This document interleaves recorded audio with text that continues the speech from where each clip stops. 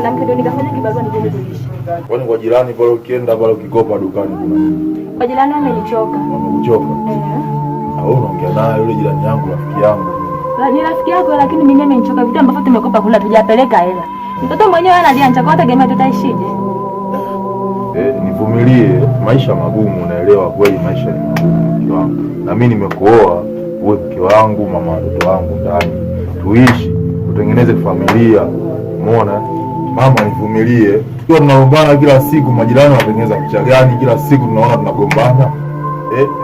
Mimi nimekaa nimewaza. Nimeona nikupeleke kurudi nyumbani.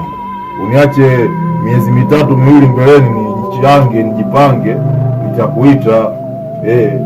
Baba, nimekuvumilia nimechoka. Mtoto inabidi tumwangalie wote, anahitaji malezi bora baba na mama. Sasa unaondoka naye atakuwa na misi malezi ya baba na mama. Umeona? Malezi ya babake atapata wapi? Nakuomba.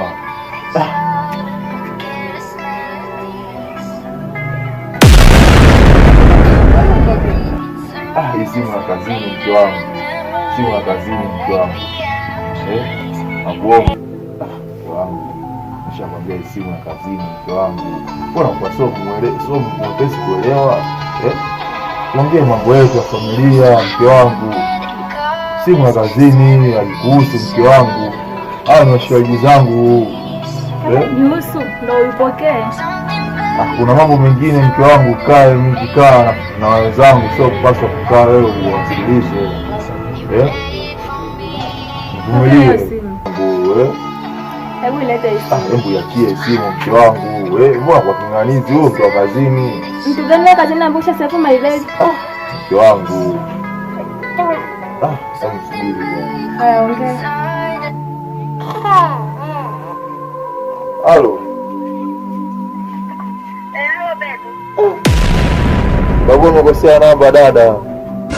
Halo.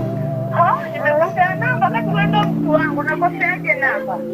Jamani, umekosea namba. Simu na azimaga watu wengi sana. Atakuwa labda alisevu. Sijakosea. Kuja ile. Hela matumizi imeisha baba. Na hapa nataka nikatuke nipeleke hela kwenye kikoba na hela nanilia.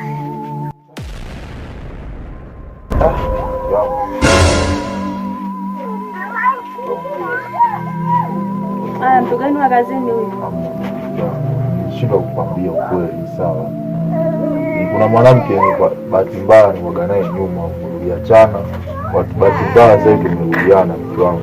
Kwa nini hela matumizi nipe, kumbe unapeleka kwa mahawala eti?